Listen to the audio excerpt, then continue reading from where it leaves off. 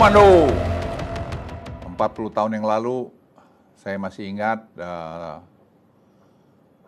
saya lebih 40 tahun sebenarnya, 40 tahun saya mengikuti pendidikan di Special Forces di Amerika, di Fort Bragg.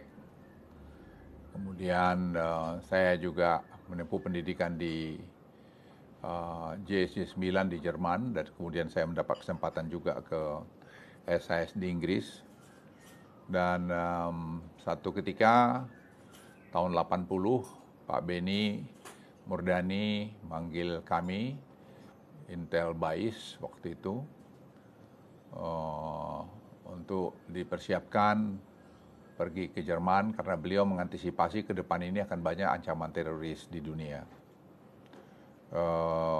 Kami diperintahkan dengan Jenderal Prabowo untuk berangkat ke Jerman mengikuti pendidikan GSC 9 dan sekaligus menyiapkan satu unit, beliau sebut krem de la krem dari TNI. Dan kami belajar di sana untuk melihat, mengombinasikan apa yang kami alami selama pendidikan di Special Forces di Fort Bragg, kemudian juga di Hanglar, Germany, dan juga di SIS di UK, dan kemudian tentu dengan pengalaman operasi kami di Timur Timur maupun di Papua maupun di Kalimantan. Saya berpangkat mayor waktu itu, Prabowo kapten. Disitulah kami akhirnya menyusun satu organisasi yang kemudian kami sebut Detasmen 81 Kopasanda. Detasmen 81 ini kenapa 81 dapat? Karena waktu itu kita melihat operasi pembebasan sandera di Don Muang di Thailand pada tahun 81. Jadi kita mudahnya membuat itu dan kami laporkan pada Jenderal Yusuf, Menteri Pertahanan Keamanan Panglima ABRI, dan beliau segera setuju. Beliau mengatakan angka 9 itu angka tertinggi. Jadi saya setuju, Luhut kamu buat namanya Detasmen 81. Itulah awalnya ini. Dan kemudian Pak Beni memang memerintahkan untuk membuat yang kecil.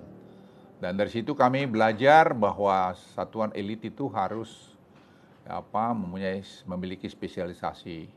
Itu sebabnya kemudian Detasmen 81 ini membuat berbagai macam spesialisasi sesuai dengan tuntutan tugasnya. Dan itu juga kemudian yang mewarnai waktu Jenderal Sintong menjadi Danjen Kopassus, kita melakukan reorganisasi Kopassus sesuai permintaan dari Jenderal Beni Murdani yang sebagai Panglima ABRI waktu itu. Itulah embrio sebenarnya Detasmen 81 yang terbentuk, dan kita membuat individual land navigation selection. Itu yang tugasnya saya masih ingat persis karena itu saya waktu itu merumuskan mencari prajurit-prajurit yang mampu membuat keputusan cepat tepat dalam keadaan tertekan. Jadi individual land navigation itu betul-betul menjadi satu standar untuk masuk di Den 81 dan kemudian hari juga di Kopassus. Nah, para prajurit Den 81 itu 40 tahun yang lalu. Waktu berjalan sangat cepat sekali.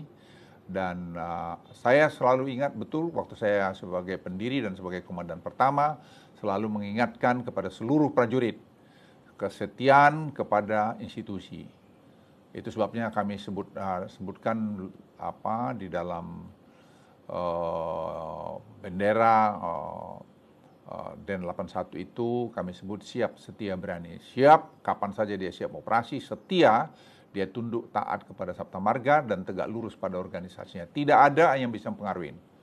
Dan berani, dia berani harus melakukan tugasnya dengan apapun konsekuensinya. Jadi siap, setia, berani untuk gampang diingat oleh setiap prajurit di Satuan Detasmen 81. Saya sekali lagi sebagai seorang senior dan pendiri dari satuan ini, sudah banyak prestasi-prestasi yang kalian capai. Jangan cepat berbangga diri atau jadi sombong. Bangga boleh tapi jangan sombong. Dan saya minta kalian ingat, tidak pernah atau jangan pernah lari dari Sabta Marga dan Sumpah Prajurit. Itu pegangan kalian. Saya pendiri, saya komandan pertama, tapi saya sekarang adalah purnawirawan. Kalian ke saya tidak punya garis komando, tapi kalian tetap hanya menghormati senior-senior yang pernah bertugas di tempat kalian. Ke depan saya kira tugas kalian makin berat dan saya berharap juga pada Kopassus untuk kalian selection course-nya itu jangan pernah diturunkan standarnya. Standar penerimaan di atas 981 saya minta tetap dipertahankan. Latihan spesialisasi itu jangan pernah dikurangi.